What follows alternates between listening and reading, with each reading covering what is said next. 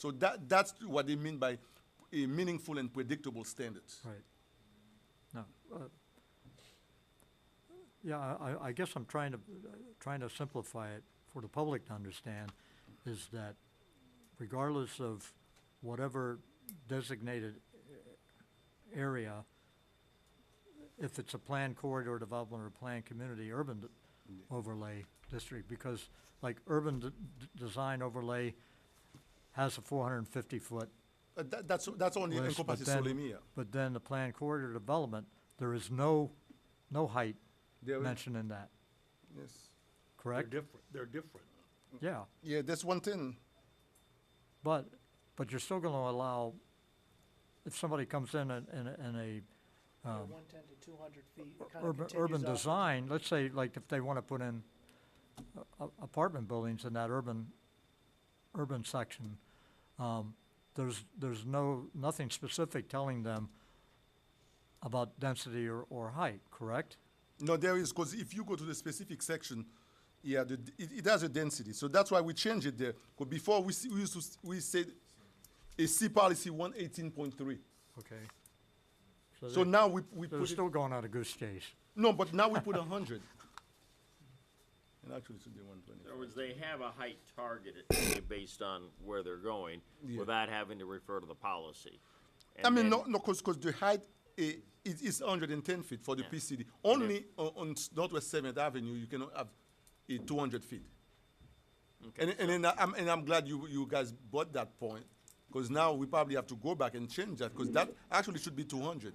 That's the maximum in the PCD. I got a,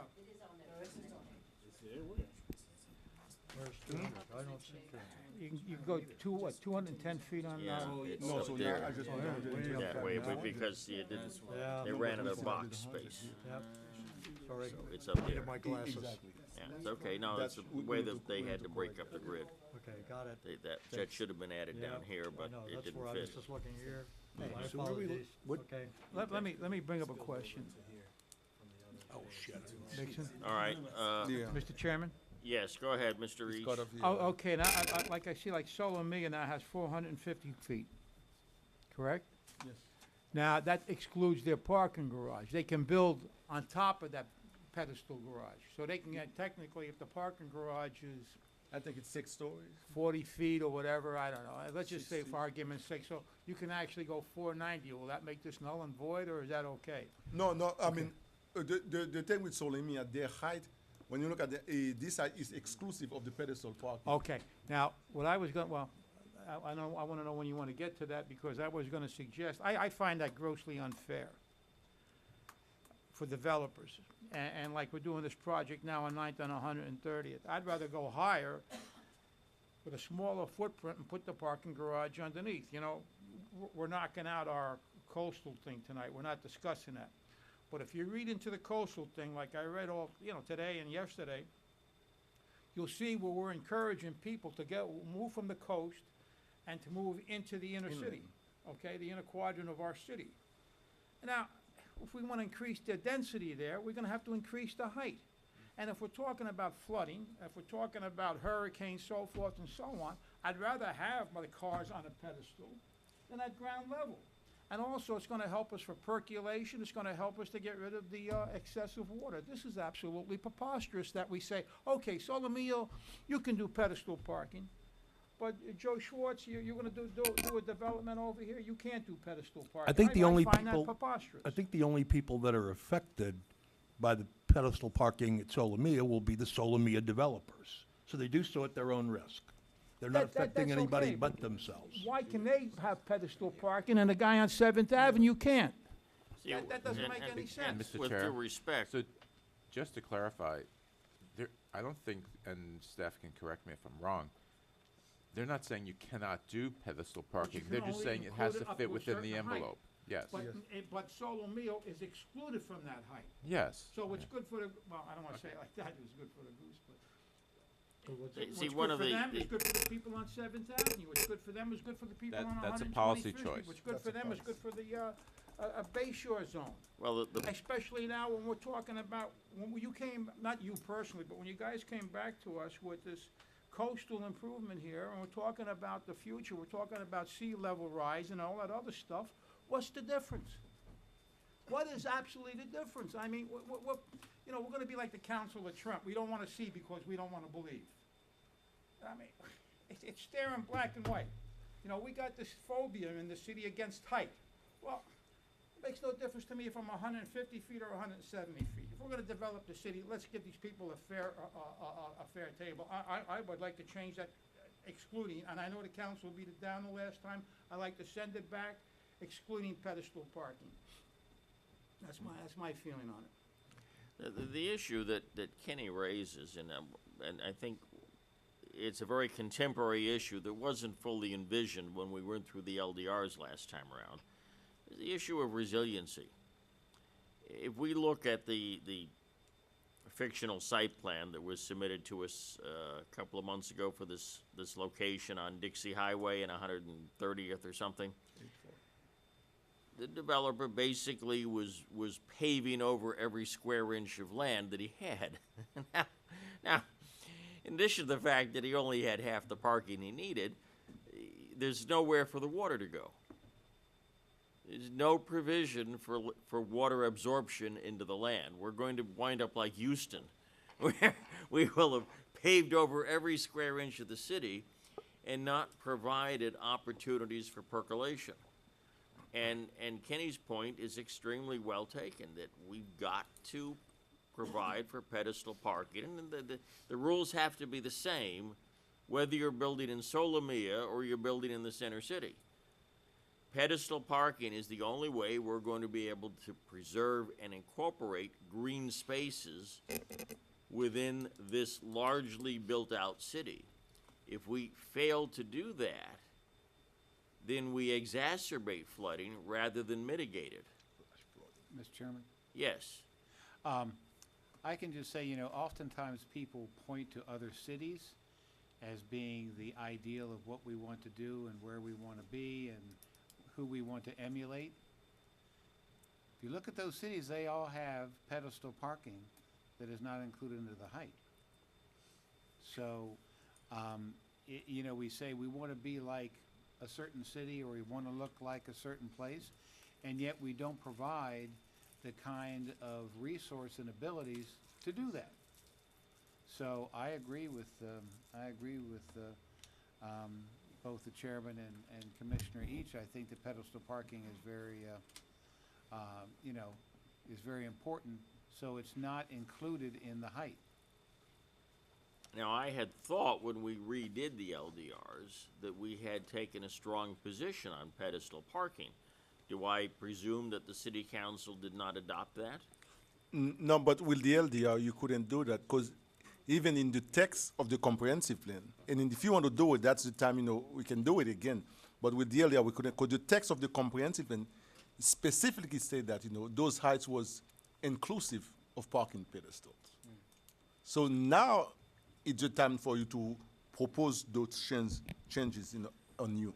So we can actually make it in the form of a motion that we do that? Yeah, I mean, that's your prerogative. Okay, I make a motion that we, Yeah. should we do it right now? So we opened up, so let me ask this question a little broader. We opened up the comp plan I to mean, anything that we want to change? I mean, is that where we are? No, I mean, it's an amendment to the complaint, and then if you see any other policy that needed any sort of amendment, I think that's your prerogative to make those recommendations. And as then part the of your city council duties can beat it down in if the they want. city council. Mr. Held, you have a comment? I think the scope of what you can address is limited by the title of the ordinance.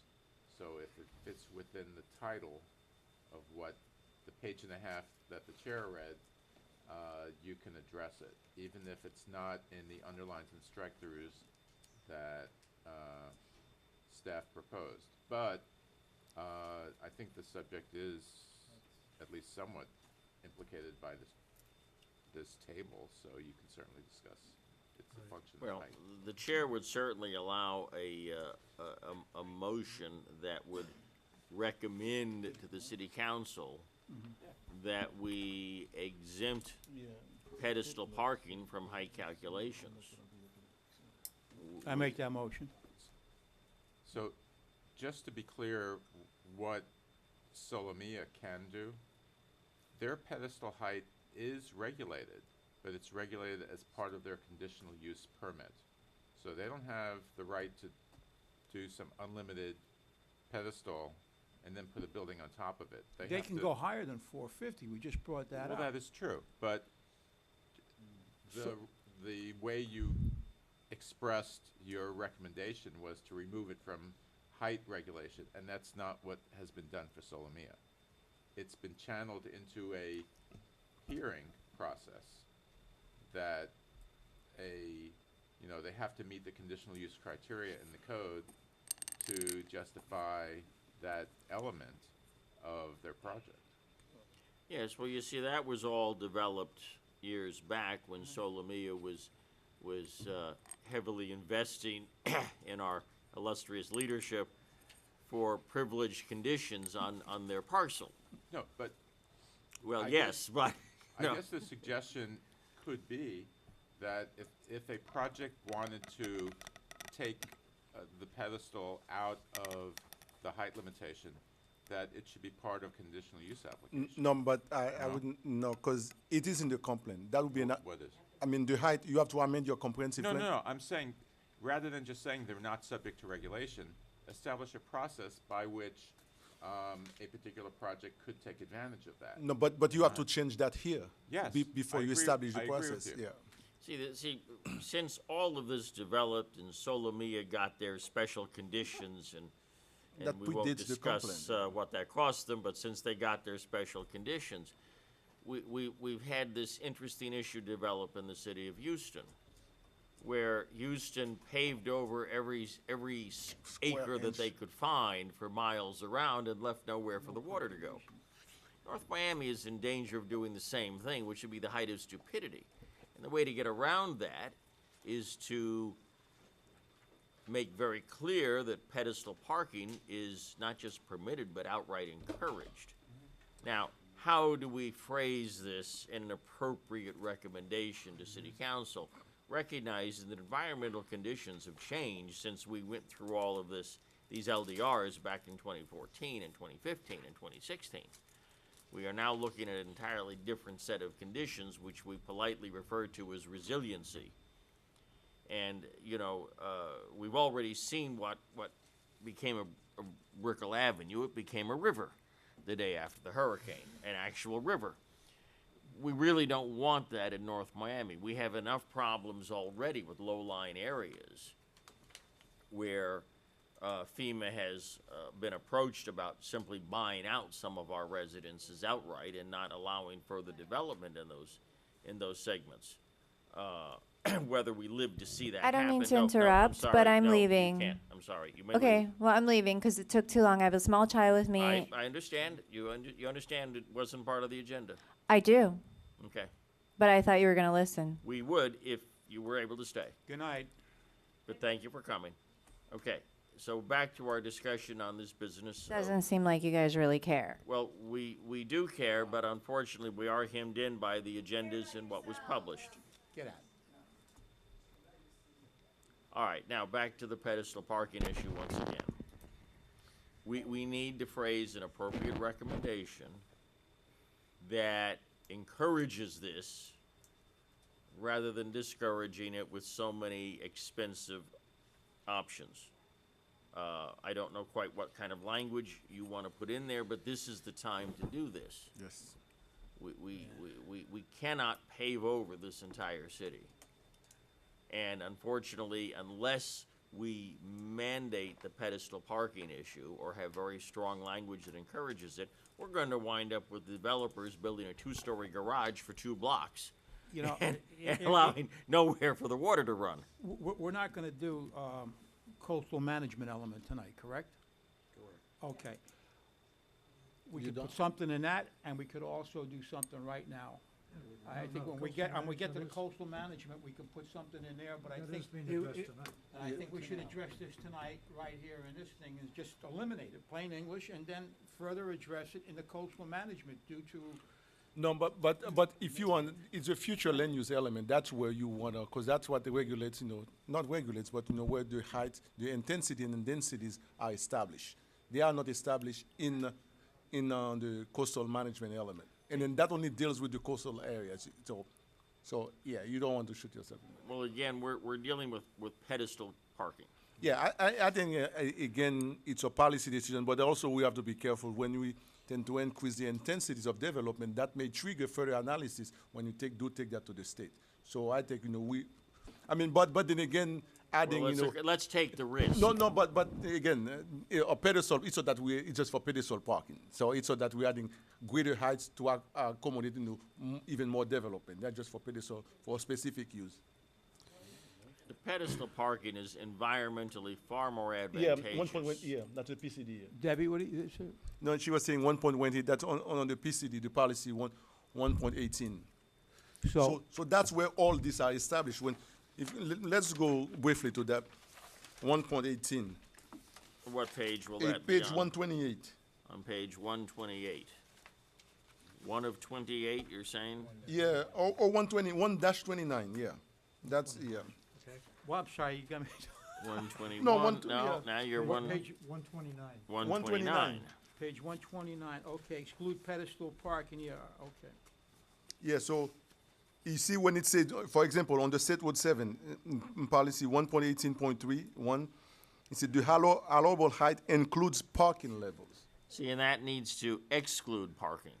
Excluding parking. Well, Okay, Because all your right. goal as you redevelop the 7th Avenue corridor is to provide additional green spaces for water percolation.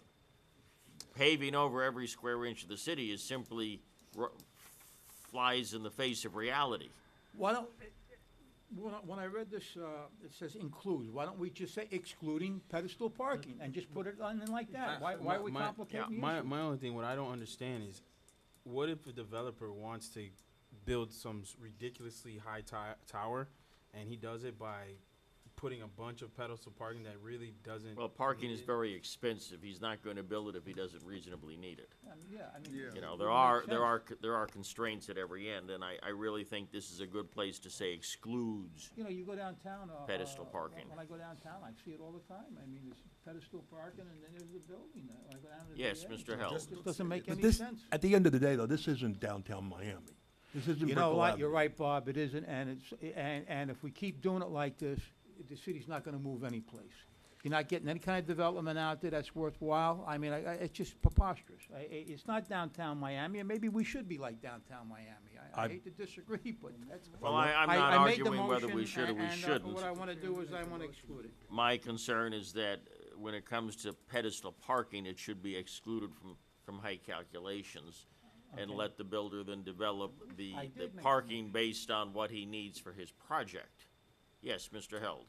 So, for example, For using example. a scalpel rather than an axe. Yes. City of Miami Beach distinguishes between required parking and excess parking. Excess parking is counted against FAR. Required parking is not.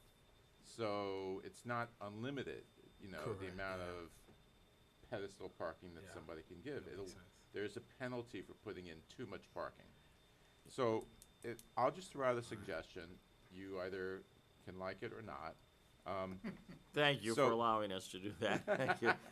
So one way to deal with this is that the sentence that you were looking at, the allowable height includes parking levels and appropriate building transitions, but adding something like, except that the city may adopt land development regulations that permit a project to exceed the maximum height in the land use category to allow required parking in a pedestal as part of a conditional use permit. All right, that makes sense. That begins to get us where we want to go. What if we never adopt those regulations? What? It's way too. Well, I didn't hear you. You What have happened? to implement, you know, not all of the comp plan is self-executing. No, I agree with you, but, They you know, adopt the but- regulation to implement it. But if they never adopt it, then, so Well, it becomes a moot. point. that's the choice. Either my- they're my- interested my- in pursuing the policy or they're not. We I'm gonna have make to a- nudge the city into that policy. Yes, Mr. McDermott. Oh, well, I'm aware, yes. I would just say excluding pedestal parking on the various issues here that we have. and all, Northwest Seventh Avenue, Northeast Sixth Avenue, excluding pedestal parking, and let it go with that. Are we able to say something to the effect of excludes pedestal parking for the required minimum number of spaces to support the project? Because I just, I don't know, it just,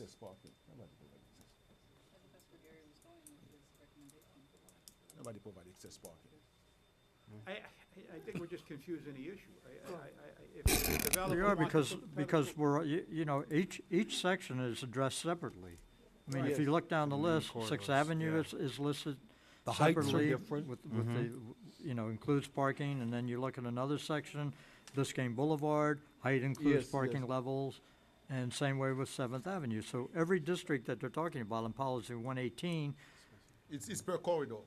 is per corridor. All right, So we need to, do we want to have it a universal, this is it for every corridor? Or are we going back to pinpointing the corridors that are listed there? Well, the corridors, And If we if we go with just pedestal parking, excluding it from height, leave it up to the project to determine what parking they need, as long as it's within the pedestal. Now, I understand what Mr. Held is trying to do, and, that seems, No, but I do think, there needs, if that is to be excluded, there needs to be a cap on the height you can go with your pedestal. I think, that's the core of the issue. I mean, it may be that has to be regulated by a conditional use So the permit. pedestal should not be, it should not exceed required minimum parking. Is that how we want to, okay. That's one way. Okay, that's what No, we'll do. No, but Let's get what this what off if the the center. the footprint of the building is so small that they have to go? well, that's how it is if they get a small lot. No, but then the height becomes greater. So, we know that. Debbie? Yeah. You're exactly. So I think, we need to put a cap, maybe limit it at 3. If the Or spire you- is you have- you have to developed come up with a appropriately number enough, it might win an of level. architectural award. That should be, yeah. Because then, But isn't that a project by project? So for example, Solomia has a 6-level cap on their parking pedestals. Okay. that's They're what gonna be staff coming back believes. in to amend their CUP. We don't know what it's gonna end up as, but that's the way it is now. Yeah, exactly. level. But isn't that a case-by-case determination? You can't set 3 But I think we have Three to, levels we have to start citywide. from somewhere. I If- just if- think or in that- this Well, why don't district. you I just think simply, it's this type simply of thing that you really want to simply- regulate under a CUP because it's determined on a case-by-case basis and looking at the project. It's just the type of decision that you can't plan for carte blanche like that. I think you really, as a board, want to look at it on a case-by-case basis, look at each site, and set limitations to it on a case-by-case basis through a CUP process. So the catch-all to that would be required minimum parking. Am I correct, or? That's one idea. Another idea is to put a cap, say, no more than X number of no more than X number of levels. You have to. No, but you've got to Then address you the cannot the implement. required parking. You have to cap it at. There has to be you have to meet the required parking standard. You can't artificially impose height restrictions on the number No, of but- floors. But we do it for the structure, but now we're dealing with the pedestal parking. And I believe, I mean, because,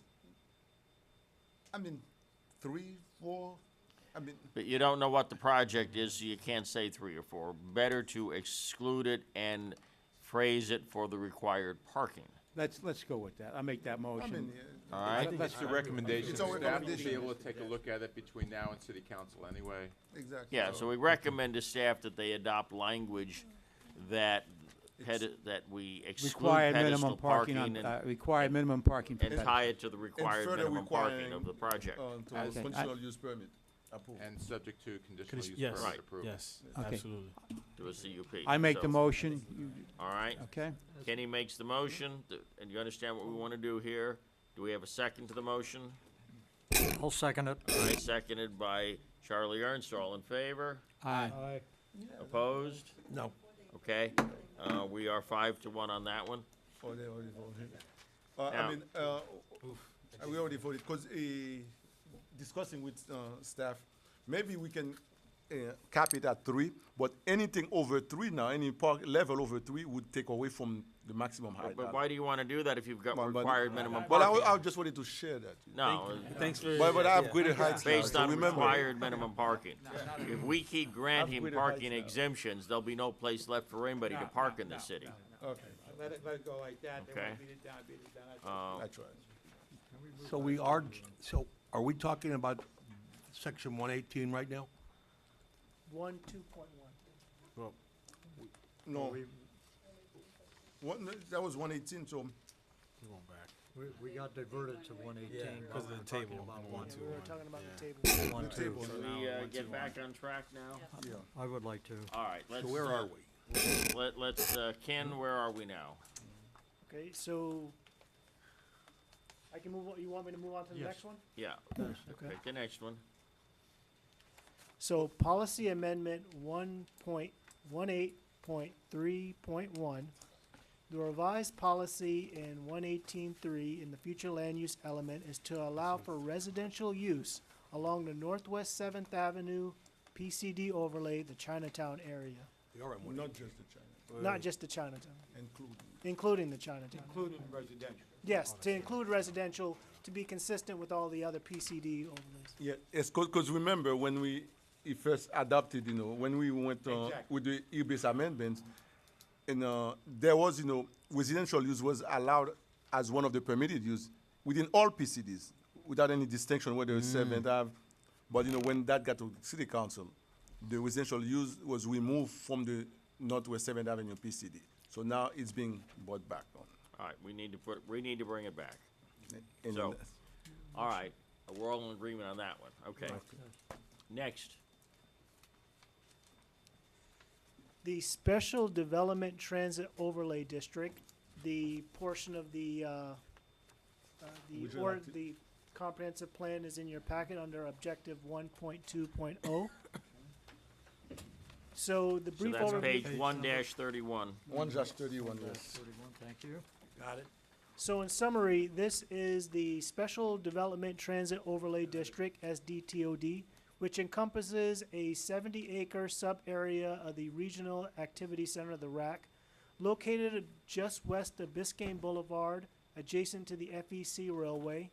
The boundaries around it is 143rd to the south, 146. 146 to the south, northeast 18th Avenue to the west, northeast 153rd to the north, and then Biscayne and the FEC to the east.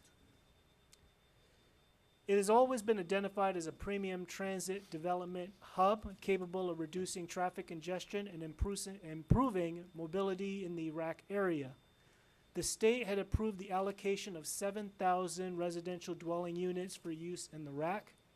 An agreement between the city and Solomia capped the residential development at Solomia at 5,000 units, leaving an available 2,000 units for the SDTOD overlay. You just said two things. A minute ago, you said, what is the eastern boundary of this area? Biscayne, I think, Bob. I mean, the That's not what FEC this says. It's the FEC. Yeah, west of Biscayne. West of Biscayne. So No, is no, it the the west- railroad west- tracks or is it western boundary Biscayne is Boulevard? 18th I mean, Avenue. it's The- the FEC. It's the eastern FEC. boundary would be the It's- tracks. Yeah, Railroad it's a track. track, I yeah. have It an would be the image I railroad can track. show The you. railroad track, yeah. Understand, That's a hard boundary. So there's nothing east of the Nothing railroad east, track. nothing east east of- of the tracks? not east of the Okay, track. that's why, The No. image on the screen shows the area highlighted. Ken. And the reason why this came about, when we looked at, the application that was submitted, back in 2002, 2003, for the regional activity, or the designation of the regional activity center, all the analysis was conducted in that they allowed for 7,000 units within the entire RAC, including Solomia and then Olida State Park, which is, the conservation area, and as well as the industrial area to the south. That's all part of the RAC.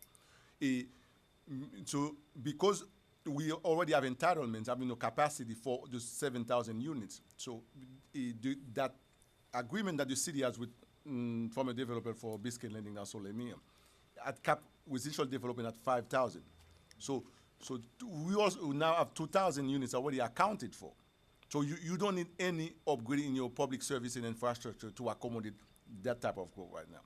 So, and then as we were reviewing that application package, there was a recommendation that the city, that area has been identified as a transit hub. And then the city was supposed to amend the future land use, the comprehensive plan and the zoning to create, that special development transit overlay. But somehow over the, it was never created. And then so now with those 2,000 units sitting there in the city, and then with an anticipation of the FEC railroad, tri-coastal link coming, and then that's something that has already been approved for that area. And I think, it's the right time, to try to spur, redevelopment within that area. So if you can see on the map, it's only a half portion, the top portion of it, because one of the things we have to look at also, not to deplete, the entire industrial lands that we have in the city. Because, so that's why we try not to go all the way all to 143rd and 137.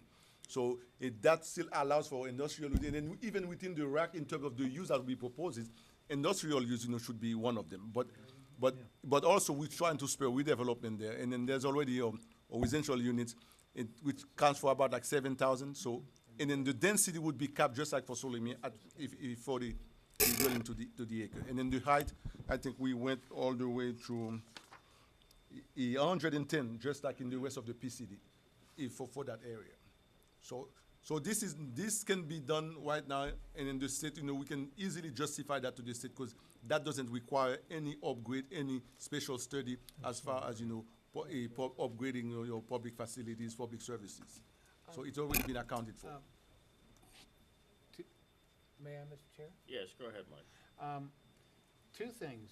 Number one, why only to 18th Avenue? You put up the map again on there. That's what was envisioned because that's also the limit of the RAC, 18th Avenue. Because the other side of 18th Avenue is the county. Yeah, it's county. That's county. That's county, right. It's outside the city limit, and the that also the western boundary of the RAC.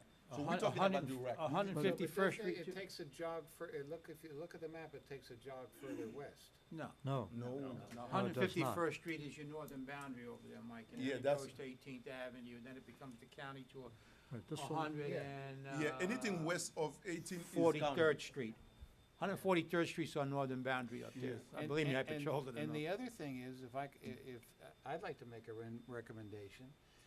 This is right literally across the street from Solomia, okay, pretty much, okay? And they're 45 stories. If we want real development in this area, and there's a lot of areas over there for development, I'd want to go to like 200 feet. I would like to go 20 stories there, because first off, there's a lot of dilapidated things in there that could certainly be replaced, okay? There's like, what's that, unit that's there that's always The been. old Hamlet. Bell Hamlet. Yeah, that- and all I understand that. That's a recommendation, but I think, at this stage, we're just trying to propose that. I think 110 feet, it's a good start. And, Well, no, and, but again, see, here's the problem, though. The problem is that right now is when we need things to happen, okay? So I think 200 feet is very reasonable, and we've talked about 20 stories. No, I hear you, but remember, this is based on existing capacity. You don't want to go over, then that would trigger further study, and then now they Right. not. No, you- Go ahead, but I was reading about the capacity, and it says that we have another additional 2,500 units on that capacity. Exactly, because when you take that to the state gonna look at your existing capacity. Because this already we can justify this, but if you try to increase the intensity and density based on the study that we had, they may kick it back and say you need to do other study and maybe to even have to upgrade your infrastructure to allow that. And I think we need to be conservative in that in that sense. In that small area, I don't think making it 20 stories is gonna use up the capacity. I really don't. It's a really small area when you think about it, but it's an area that really, really needs development, and you got 45 stories across the street. What's wrong with 20 stories on that side that's gonna really change that whole I'm neighborhood? just, trying, like Gary said, trying to Well- be conservative. See, that's the Well- fallacy with our capacity, because I asked to have the Public Works Director come over here and explain that. I spoke to the manager yesterday, and, we have to increase the capacity, and we have the well to do it. We have it. I mean, it's there, and we have the financing for it. We should make a reverse osmosis well and increase the capacity. If we don't, we're dead on No, I the mean, road. that's Let it, me, 'cause- let me throw this out. What if Yes. somebody wanted that amount in a different part of the city that had a better development? Then what do you do? If you gave that many, 2,000 units to that development, and we lose that, another development comes along that may be better, No, in a better spot again, than that, w- what w- happens? You have to analyze this within the context of the regional activity center. Because this is entitlement for the regional activity center, not for the rest of the city. Not for the rest of the city. This is what the state had previously approved for the RAC. Okay, so we So have those one- 2,000 units so are this is the specific only- to the- This is currently the only regional activity center we have Yes. on our map, is Yes. just one area. No, correct? not that one, or it encompasses, that area, including Because Solomia. you also include that along the. FIU all the way to. yeah. Right, so what I'm saying is, you're looking at maybe in the future where the railroad station, let's say Tri-Rail ever comes through, we may not have the DUs available for them along that corridor, because if they're a part of the regional activity center, that we used up all our points on, that's what I'm trying to understand. Have we, once you use up all your DUs in the RAC, that's it, That's correct? it. So you would have to upgrade your infrastructure to accommodate more. That's the challenge. So what the amount that we have, it's a finite amount. Just like we have, the other floating units, the pool we have elsewhere in the city. In the NRO, we have 2,500 for the PCDs, and the 25 outside of the NRO. Because once we deplete those pools, Right. so essentially we're gonna have to upgrade our infrastructure. Right. See, Or Mike, that's one of the things that I would disagree with you on, because of that factor of using up all of those DUs on one particular project, or almost all of them, and then where you may have better activity, or more better, No, but he excuse me, More if better. you have better. He said those units were specifically for this area. No, only they were specific for RAC, right? RAC, for the RAC. for the entire rack, Yeah. not just for that area. There are other parts, as he just pointed out, that are a part of the city, specifically along the railroad corridor, that I would think would be more attractive to a developer to want to put yeah. high-density units along Yeah. there, But we that I haven't would be ex- more in we haven't favor of, and just extended- concentrating on one But this particular is area. a maybe. We haven't extended the rack down to where you're talking about. Again, but it's still the same part of the wreck, am I not? The rack Down- goes from what, 151st to 146th? Okay, and that's 2,000 units. 25. Yeah, I mean, that's for that that new overlay that we're trying to. Based on our current capacity and Yes, infrastructure. that's 2,000 units. So you wanna, okay, so let's say. So actually, there are 10 units available. Because of the agreement with Solimia, caps them at 5,000. So now their CUP calls for 4,390. So basically, they have 610 that is available to them upon, changing their CUP, that's if they want to do that. But because their cap is 5,000. So we essentially took, the 2,000, leaving the 610 there. So at such time they want to use that by amending a CUP. But the 2,000 can be used elsewhere and it can be used in that area. But all that is for the RAC. But not just that area again. See, that's what I'm trying to get you gentlemen to understand, that the rack is not just that one particular area. No, no, Right, no, right, It can right. be anywhere where we could get a good. Solomeo is at 5,000. Right. And we have that other 2,000. So let's say, for example, we get the other transit overlay in there, okay? Right.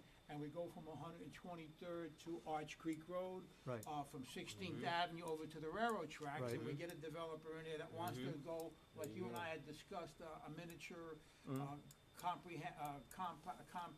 urban center in Urban there. center. Right. And we wanna put the 2,000 units there or 1,000 units there, we would really be screwing it up if we had the other one. Not Yes. necessarily, because Well, you that's have what other I pools. feel. Yeah. But you do have those other pools. This pool won't apply to that, all the way that far south.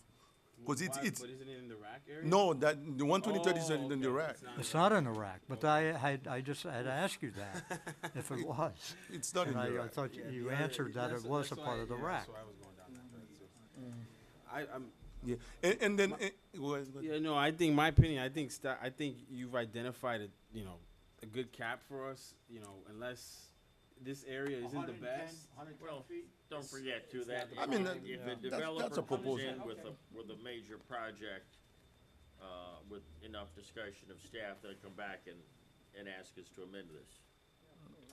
That's true, because they can amend, if an applicant really needs something These aren't the higher Ten than that, they Commandments, they're could not cut in do a stone, conditional these can be use. changed. Wait, to change what, the height or? The height, height No. cannot be changed even in the No. conditional use? No. That is set in the complaint, you have to amend your complaint before you can do that. But they immediately. can file to amend the contract. Yeah, see, this is what I'm saying, this is the time to do it. No, And yeah. I don't I mean, think, you- and I don't think that going to 20 No, stories there or makes, maybe, as you do elsewhere, give them a height bonus. And then that can be established through a conditional use permit. There's a way to do it. well, that But again, I area, thought- that area that you've identified here really, really needs change. And I don't think if you made it 20 stories, that you're gonna use up the 2,500 units. I just don't see, it's not big enough to use up the 25, but you need something to bring people in there. That place has been sitting for Well, years and That's years what the and train years. station would do. Yeah, that's my understanding. The train, like, we're doing this to accommodate. accommodate a transit Set station. it up, so when they come, they can kind of dictate, see what's going on. Activities, I think, coming no matter Yeah, what. but that's Yeah, not- but activities they coming got- on. But they're not gonna be able to address height at that point without going through this whole state process again. That's the problem. The only thing I would say, that's where I No, kinda not go along with necessarily. what he's saying there, Mike. He said 110 feet. Let's say that there's two things to this. One, if we get that other, transit overlay in there on 123rd Street, Yeah. which the whole purpose was, as you recall, was to redevelop the downtown. Okay, so we wanna keep that, and we wanna keep units there also. And if we give them 200 feet, we might not have enough units between 123rd Street to, Arch Creek Road and 135th Street, so Two the different compromise on that would be 110. I think Kenny, I think you're correct in That your way you statement. develop in that whole Is that area. correct? I also agree with Ken on that issue. Gentlemen, Like, let's hear from our city planner, our city, Planner. Whatever I am. whatever you are, yes, you're And I'm sure she'll shoot us all down for you're what the we just, contract employee on this Okay, one. after sitting here listening, I think there's a little bit of confusion, and Nixon's been trying very gentlemanly to help you through your confusion. It is confusing. The RAC had 7,000 units, which included this district, this new district. And that's Is it in the Solomeo RAC? also? Yes. It's also part of that RAC. Okay.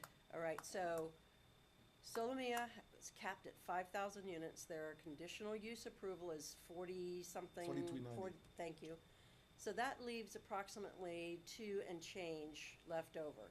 The city wants to put that 2,000 in this special development district that is actually called for by the RAC study and the Department of Economic Opportunity.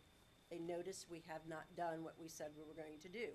Those 2,000 units, whether they're at 110 feet or 200 feet, has nothing to do with the density. The 200 feet is a good number. It's all going to be tied to the square footage of the land, what they can fit on there, any transitional requirements they have. And when the 2,000 units are used up, first come, first served, just like your NRO is now. Those units that are elsewhere in the city are still elsewhere in the city. Like those units in the NRO will not be tapped for this up here. So those will still stay there, right? So don't get the two conflated, because there are now 3 pools. You have the NRO pool of 2,500 units, right? Which is You- downtown. Correct. You have the PD pool of units, which are about 1,000 units for PD. You have now a new pool of 2,000 units that are just for that new district. Now, if a developer, and this is what Nixon and I were talking about, and he was trying to get your attention, is if a developer comes in and after those first come, first served 2,000 units are used up, if a developer comes in and they want to develop, to get units, all they have to do is do a study that says what the impact will be on the infrastructure. Then they would have to pay for the mitigation activities for whatever that is. Because what we did when we did the rack, this study that was undertaken said this whole rack could accommodate 7,000 units based upon the current infrastructure or the infrastructure that was proposed out in time. That's all a developer has to do, so they won't be necessarily stopped. They would just, it's gonna cost them the cost of any necessary infrastructure improvements. So does that help at all in your I think, conversation? well, I believe, it sounds like to me, the way I understood is that even though we're kind of laying down kind of a basis of what we think based on the study that we paid For for. right now. But yet, we won't stifle a developer who comes in and needs more than what our study showed. They would just have to assume the financial responsibility Exactly. They'd to exactly, do another they have- study. That's right. And if the study shows that we need to improve Increase it, this side they will of the also be pipes. on the hook for the development costs for any infrastructure to support their own development. Yes. Yes, and any mitigation for infrastructure. Correct. Because the city is not then responsible for that. That would be, remember, good basis for it, when we were talking about exactions and the actually it's a dual rational nexus test.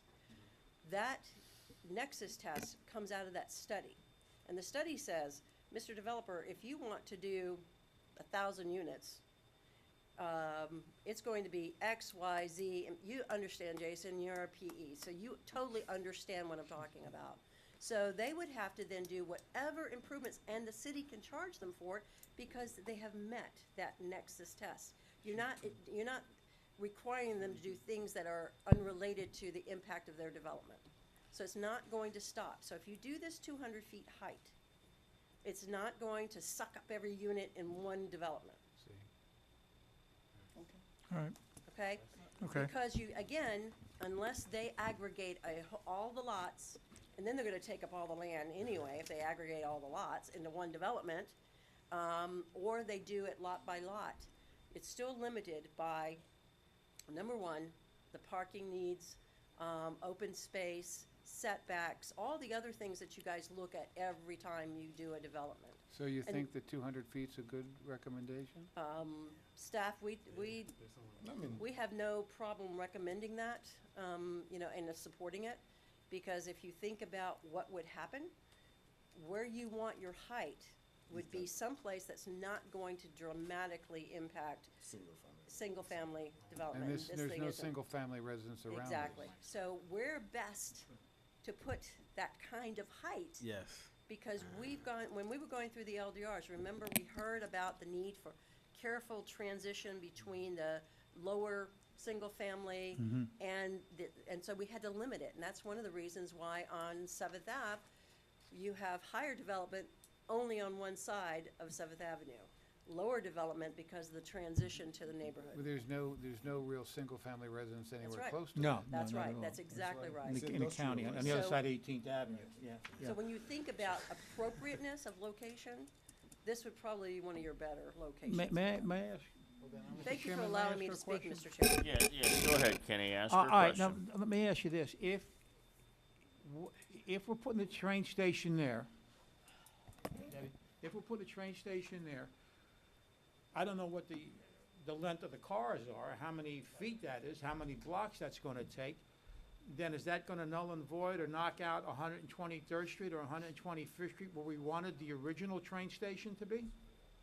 What would knock it out, sir? I'm sorry. Originally, when we put in this transit overlay, okay, it was to develop the downtown, and it was looking at 125th Street, 123rd Street, that area there. If we put everything up there on 146th Street to 151st Street, well, let's negate us getting a train station on 123rd to 125th Street in that area. Because the whole idea was for 125th Street to be revitalized, and that whole little pocket in there to be revitalized with the compact urban center that we wanted. Well, remember that the purpose of this new district is special development with a transit-oriented nature. So it would be like any type of transit development. It's not necessarily geared for a train station. It's geared to have a hub of development in a logical location that would be transit-oriented, so that at some point in time, if you all wanted to, that could be bus, that could be other types of multimodal transportation hubs. But it would be the transit-oriented development elements that go into that area. Now, the train station, that's all part of your study, that's gonna determine a number of things. It's gonna determine height, density, and the types of uses. So we don't want to get, it's too soon to talk about that. I see like I don't know, what I'm seeing is like a slippery slope here, that all of a sudden this comes into play because now the rumor out there is that Commissioner Hayman wanted it moved, and now we have FIU plugging for this, and we have Solomia plugging for this. But in the meantime, the taxpayers that had downtown for all of these years, and we had $7 million budgeted for it in the bond issue, which was taken out, all of a sudden now, it's like, we just kind of like, okay, well, we'll kind of disguise it and move it up there. That's what I'm concerned about. Now, we're still doing a study through the CRA on that one, and hopefully, I would like to push for that one also. I mean, if we're gonna have two stations, I don't care, but I just don't wanna see 123rd, 125th Street in that area wiped out, where that is ripe for redevelopment. 125th Terrace, 125th Street, 130th Street, 129th Street, all of that stuff in there needs to be redeveloped. Venice Lane, Venice Park Drive. Of course. It needs to, I live in that area. I know the city. And it needs to be done. And we certainly do And hear just, that. boom, throw it up on 18th Avenue isn't, Well, it's not. You have to Okay. remember, this is a requirement. no, I have no That we problem have with to this, but I just want to. We have to set this district up. So we have to get density, we've got to get this assigned. It does not necessarily mean that it would be where a train station would go. Because you have to do the study to determine the proper location for your, this is more specific to special development with a transit flavor. But then the SFRTA determines the location of the. Yeah, we can't control that. You know, we have no Control that. control over Brightline, we have no control over That's correct. Tri-Rail. Exactly. If they determine where they want to put that train station, they're going to put it there, And then, or they're not going to put it there. And then You know, remember, yeah. we're fighting, we're also bucking against Aventura. Aventura wants that train station up Doesn't there want it. badly. It's very, they don't want it. you know, and North Miami Beach. Avenue, they don't want it. But it's They gonna no be longer there. are out, It's gonna be there because it's at the end, that's the terminal. That would be the terminal at the end of the Right. county line. But it may be on the unincorporated side. right. Mr. Chairman, So, Yes, thank you, yes. Mr. Chair. I'm Thank going to you. allow Thank you. Nixon. to Move take off that. from the train Um, station. being that, after talking with Debbie and being that, they think this is a defensible, supportable idea, I would like to amend in the transit overlay district, that we increase and the fact that we now know we have multiple pools to draw from, that we increase the height, to 200 feet. I second it. All right, we have a motion made and seconded. Mike makes the motion, Kenny H seconds that we increase our height level to 200 feet. All in favor? Aye. Opposed? All right, so we've made that recommendation. Now can we move on to another topic? I am deeply concerned that the cows will be coming home long before we get home.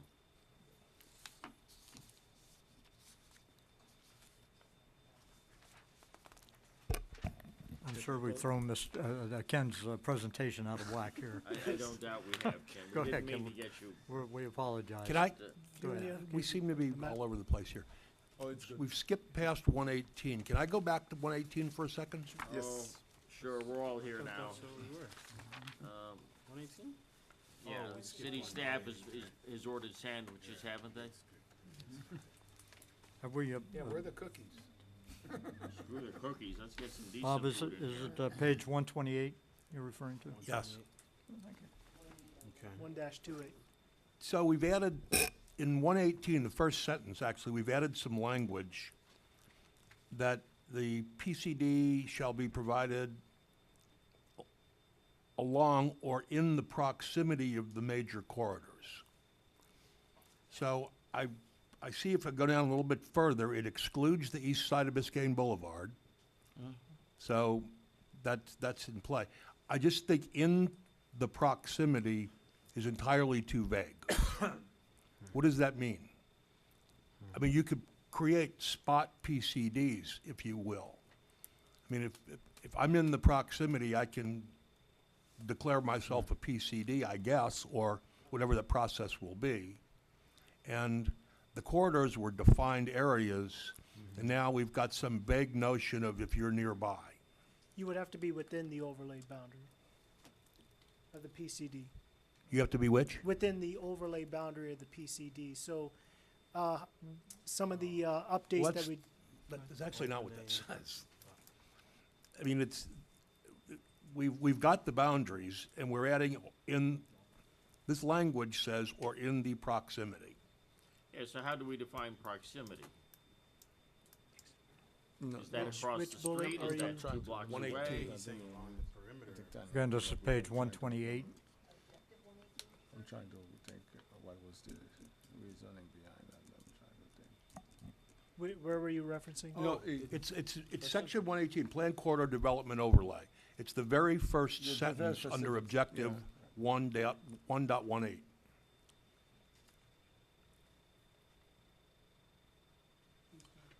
I mean, Proximity, yeah.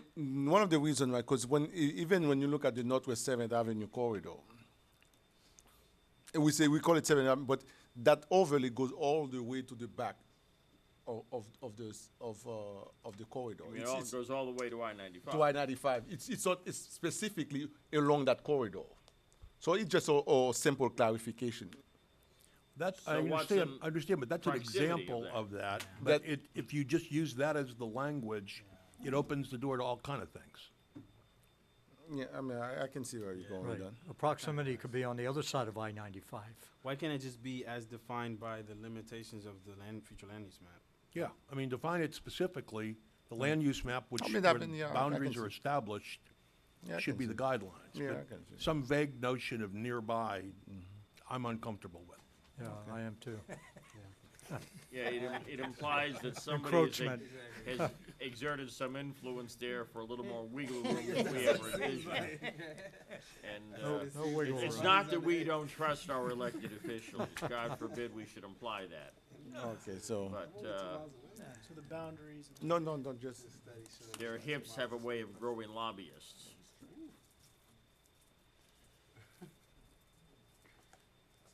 So whatever that language needs to be, if you just tighten that up, please, so into something that, We could, make a recommendation that that change be stricken.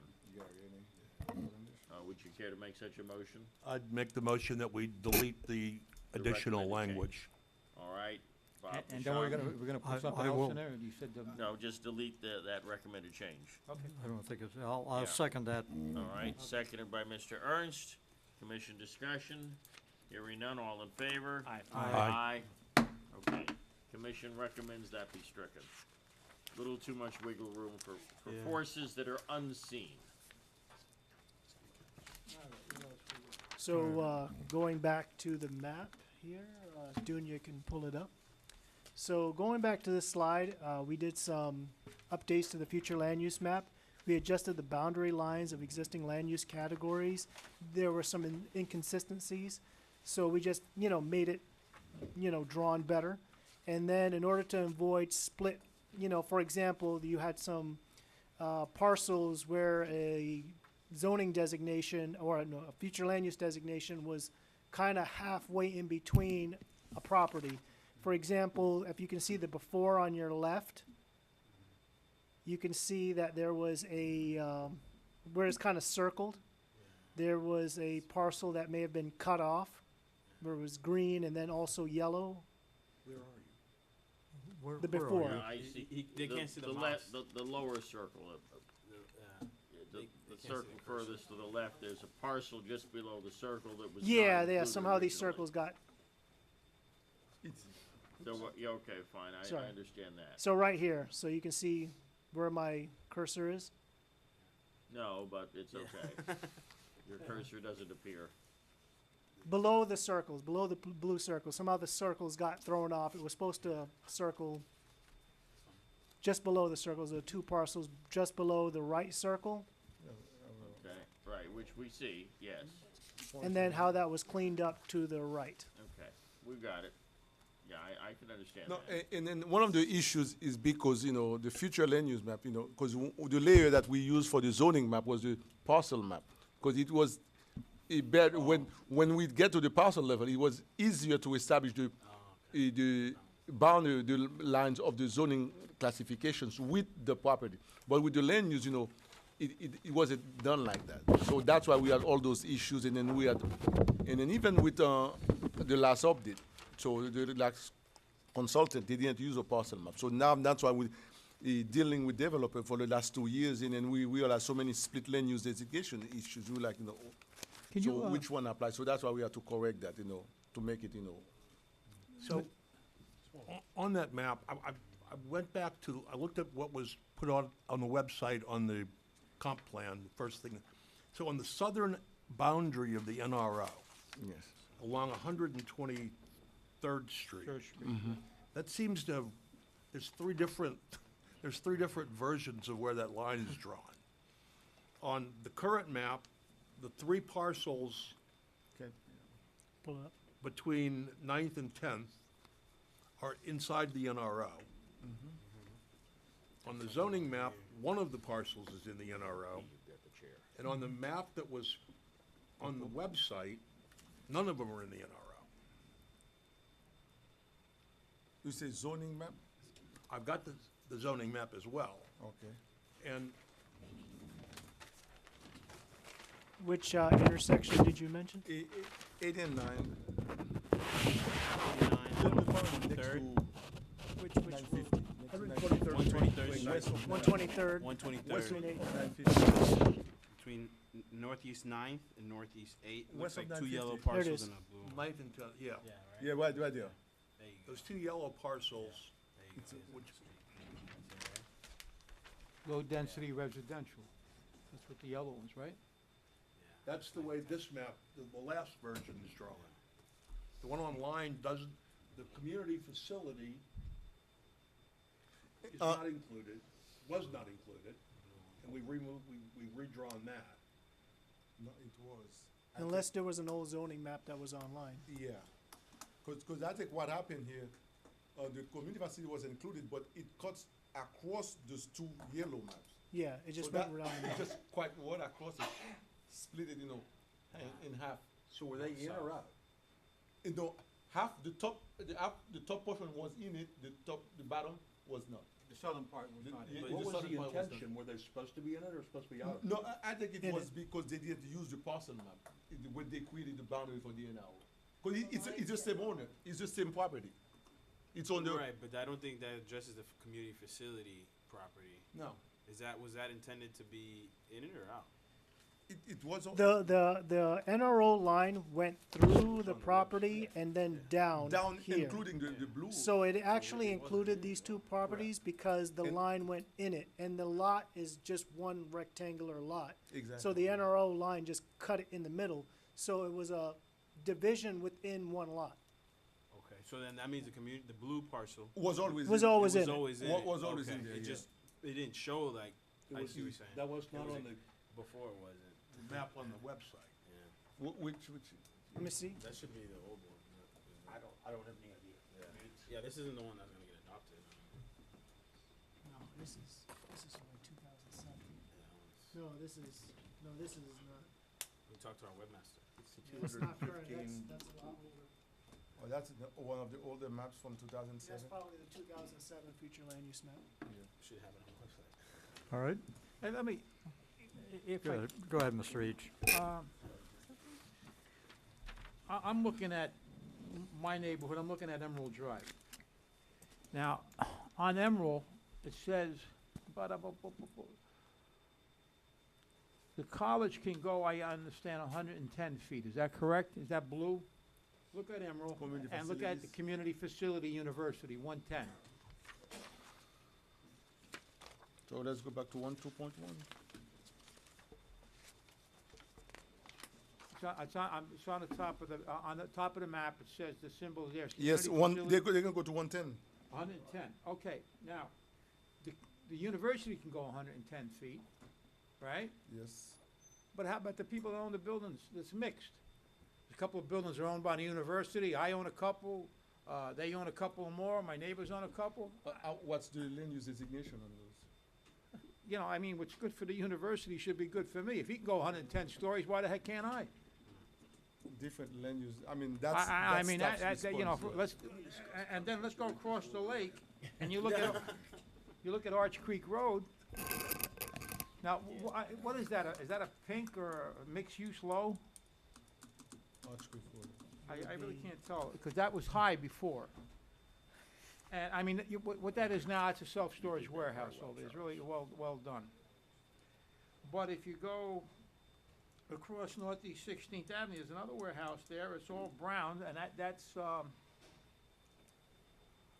heck is that? That's high-density residential, 110. And, you know, I don't know why that's being, you know, and then you got Venice Lane, Venice Park Drive is 110. But Emerald, which is right there, we can only go 55 feet, and everybody else can go 110 feet. Yeah, the Why am desi- I getting beat out of 55 feet? If the university wants to throw up a building next to me, they can go up 110 feet, and I'm stuck at 55 feet. And then if they own a building on the other side of me, they can go 110. I think we ought to make the whole thing 110. Is that a conflict of interest, Counselor? So there are rules that apply to that. There's the Florida Ethics Commission has a special private gain or loss rule. And if more than 100 interests are affected, and yours is 3% or less, it would not be a conflict. So, say that again, mine's 3%. So if more than 100, so there's a special private gain or loss rule in determining whether somebody has a conflict. You look at how many ownership interests are affected. Let's say there's more than 100 interests involved and you have less than 3%. Okay. It would not be a conflict. So if you have more than that, it might be a Well, there's conflict. 16 buildings on the street. And are they I have condos or rental? Yeah, the rentals, yeah. So I mean, it's, each building is owned by a separate entity? So if you own one building, that's 1/16, which is more. I own 3, so 4 units each. Oh, that's almost 20%. Yeah, I mean, if you figured it out, it's probably like you said. Well, you're making a recommendation, but I'm making a recommendation. I think we should make it all 110 feet. No, but I don't think it's just a simple matter of making 110 feet. I think it has to do with the land use designation of those properties. If it's, because what is the land use designation of those properties? land Because use- if it's not community, facilities, universities, then they don't have the same land use designation, not the same entitlement. So we cannot just change that, for some specific property, without affecting Then change it the future land use category. Then that's, then change it to high-density residential.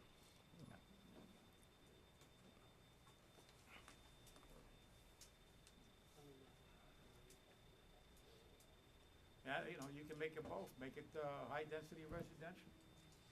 I mean, for Then all, that way, if the university goes up 110, I can go up 110. so it's a mixed use law, and I think right now, yeah. Yeah, so I think it's mixed use law, that's the future land use designation.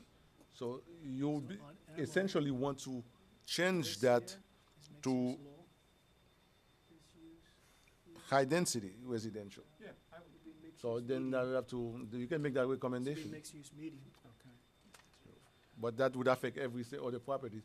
And if there's any mixed use there, now that if it reverts to change to high density, any other use that are not permitted, they're gonna be non-conforming. Mr. Chairman? Oh, I'm sorry. So, I would suggest the motion not come from Mr. Each. I would like, Mr. Chairman, Yes, Mr. McDermott. I would like to make that motion because it just doesn't make any sense otherwise.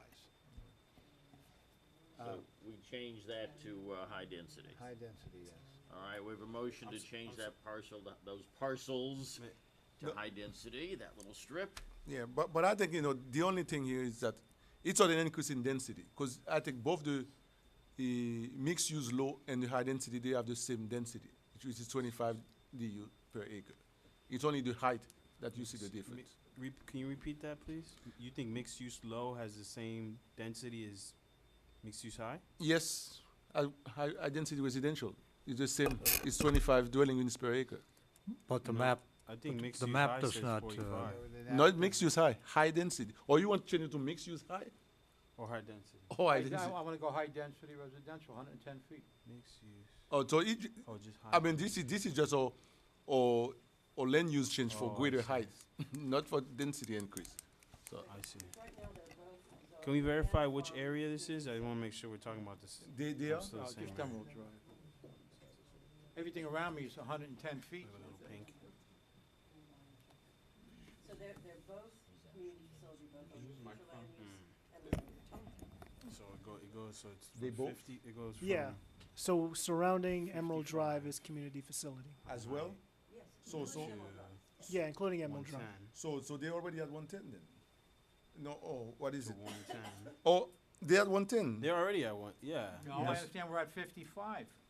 The So- pink area is 55. We've got community facility, university. Oh, except for university, so you had 55. Okay.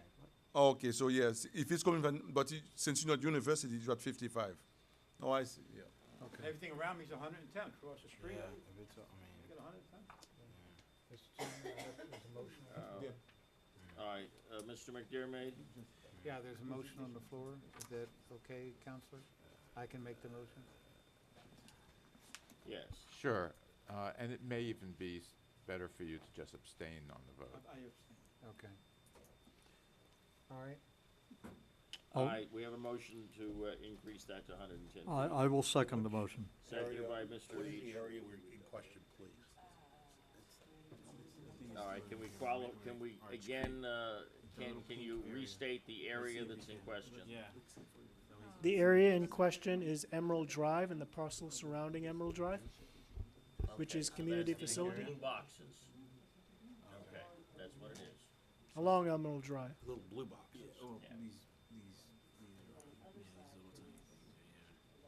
So that today we Yeah. said. And what It's is a that? body of water right there in the middle. Yeah. Oh yeah. 3 miles from university.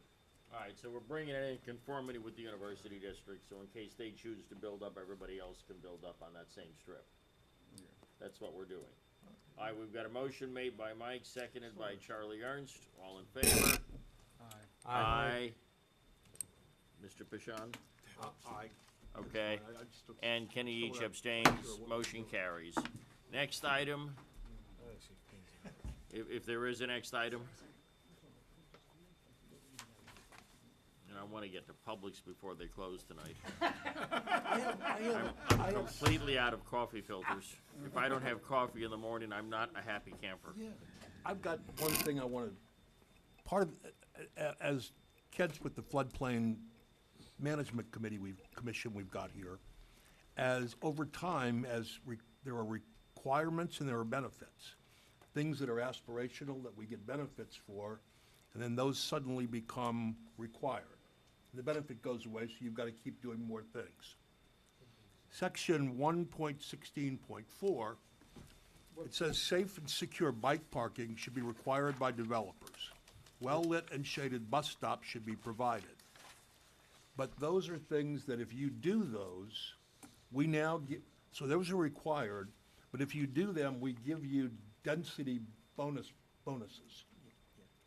So I'm questioning why, if something's required, should you get a bonus for doing what you needed to do in the first place. Thank you.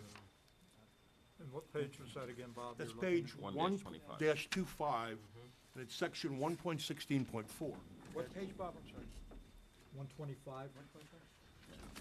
And then, So the point is, it's, if we're telling people you gotta put bike racks in, you gotta be shaded bus stops and the like, and then when we get into the density bonuses, or height bonuses either, we give you points for doing those things. no, but to answer these specific questions, you have to go back to the statement of legislative intent on the construction of terms, and which is at page, at the very beginning of maybe page 4 or 5.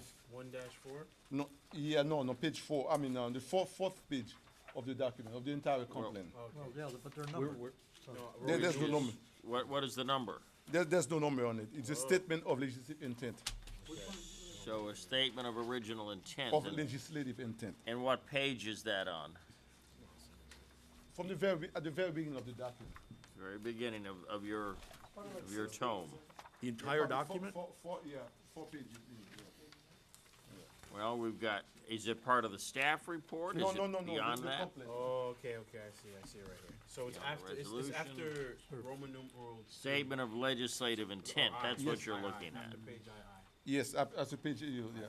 After the II. yeah. Okay, so Yeah, it's the right page. All right, give me a page. North Miami's Place in South It Florida says right here, statement of legislative. must be the next page. Why is yours different than mine? Well, I don't know. Here it is, flip another Oh, page. there's two eyes. Yeah, statement of legislative intent, okay. That's why. So now that we're there, what actually is the point of, what are you referring to? No, because policy 1.16.4 said safe and secure parking should be required. See, now, in paragraph 5, the terms shall and Exactly. will are construed as mandatory. Should is Yeah, I read that, yeah. Shall and will are mandatory. Should is Consti- directory and not mandatory. That's what we're saying here. So the question is this inconsistent in terms of our awarding of extra development units for doing what they're supposed to do anyway? No, but we encourage that, but now we try to incentivize that by giving them this so they can We provide can those take things. that incentive away. So- Exactly. You know, We can. just a point on, you know, we're talking about green buildings. And we're talking about before your ground space. All right, I would give people bonuses if they made rooftop gardens and put their swimming pool on the roof. That cuts down the, footprint of a building out there. Instead of having a swimming pool out there, you put your, and you see these buildings with rooftop gardens, they're beautiful. And I could believe that's a see, green building. I could see bonuses Sure. for every 10,000 square foot unit of land space that they don't pave over. Maybe that's the point, right? The bonuses that we're providing now seem to be layups. And that shouldn't be what we think about. We should encourage people to do something if they're gonna get something that really matters. And to be within a quarter of a mile of a shaded bus stop, to me, doesn't buy you anything. I agree. Exactly. And again, I go back to the issue of Houston. If we do not come up with a way of incentivizing more green parcels within these developments, we're going to wind up flooding our city because the stormwater sewer system is not gonna be able to keep up with the increasing hurricanes that we're seeing. So does that have to be changed now, or is that something that we can do through an ordinance? No, I think this, as Commissioner Bob said, that can be with the LDRs. I mean, because you cannot go into all the detail of the bonus density. Are you can do that, going yeah. to? Yeah, I think you can propose an amendment to the LDR to change those requirements. I mean, the way we allocate, those density bonuses. So will that be our next meeting? I mean, there will be, April 6th, yeah. All right, so let's make certain that that is included in the documentation, because I think we're all pretty much of agreement here that we're incentivizing some of the wrong things. And we now need to be incentivizing more green spaces incorporated into developments. So- Again, I go back to that 130th Street proposal. Guy was paving over every square inch of land that he had on his mock-up to us. Nice, pretty picture that it was, utterly useless for what it was, but nonetheless, we've got to incentivize green spaces within the city. More of these open areas, because if we don't do it, we'll wind up like Brickell, and we'll be turning every road into a river. It's just not what we really want to do. We should be learning from the city of Houston, not trying to emulate them. So, this has to be very clear when we come back April 6th, that we need to re-examine how we assign incentives. Are we really incentivizing the things that we need? I had that down here, awarding bonuses. Yeah, I would like to think that our thinking can learn from more recent events. Yeah, it seems as though So- I think our density bonuses is worth more than a couple of parking, like Yeah. bicycle Yeah. parking. And parking, and the bikes are, Maybe back a couple of years, 10 years ago. putting in a bike rack, Yeah, So- cost you know. 200 bucks. All right, so we're It's not gotta be a gonna little bit more change than it that. here tonight, but we definitely want to address it in April. Can I just Mr. add, Chairman? tag on to the end of that, as you're talking about what we're gonna talk about next month? One other thing that has come up, we're encouraging development within the NROs, we're creating heights in residential neighborhoods because of the overlay. And the overlay has got some unintended consequences, I think. But so we're now gonna encourage, like this 130th Street project that we've seen, that the neighbors are gonna have this big building sitting across the street from them.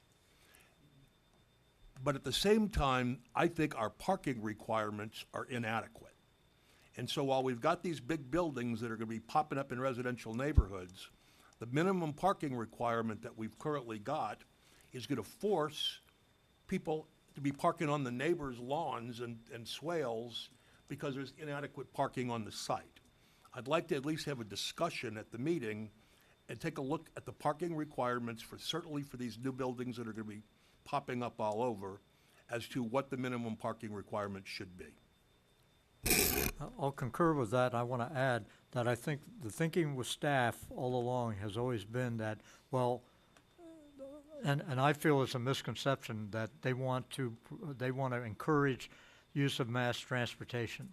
That's not going to happen. I think we have to deal with reality, as Bob said, because of the fact that no matter how much you tell people don't drive, they're going to drive, and we're going to have cars, and don't rely on Dade County buses to provide transportation, or you know, the Uber drivers or anything else.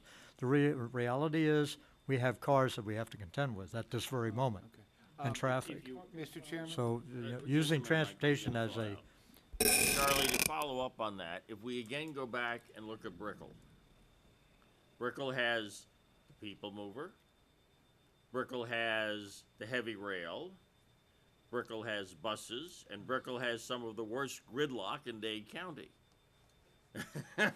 So they've got all the transit you can think of, and they have gridlock, you see, and there's no place to park because they gave away so many parking allowances, and they didn't stick to minimum parking requirements. They said, oh, build less, 100 less here, 50 less there, another 100 less on that building, and so on. And people have nowhere to go. And so we're going to be in the same boat because we're incentivizing for the wrong things. Brickell has all that transit development, and it has not lessened the use of the automobile. Okay? It has not worked in that area. And if it doesn't work there, what makes any of us think it's going to work anywhere in North Miami? We don't have mass transit on West Dixie Highway. Adding one extra bus is not mass transit. It's just not going to happen that way. And so we've got to stop incentivizing people to build less parking. There needs to be adequate parking for these projects, plus for guests, plus for staff, plus for delivery trucks. You go down to, in parts of downtown Miami and Brickell where they have the people mover and they have the heavy rail and they're gonna have the train station. And you've got all of these delivery trucks double parked to such an extent that now they are required to have a police car with lights flashing following UPS and FedEx trucks in case they can't get into an assigned parking space for what we'd like to call off-street parking. Well, all these high-rise residential are gonna go up, and what's gonna be there every day but the Amazon delivery guy, the FedEx, the UPS guy, pizza delivery, Instacart, all these things that were never considered when we talked about the parking originally.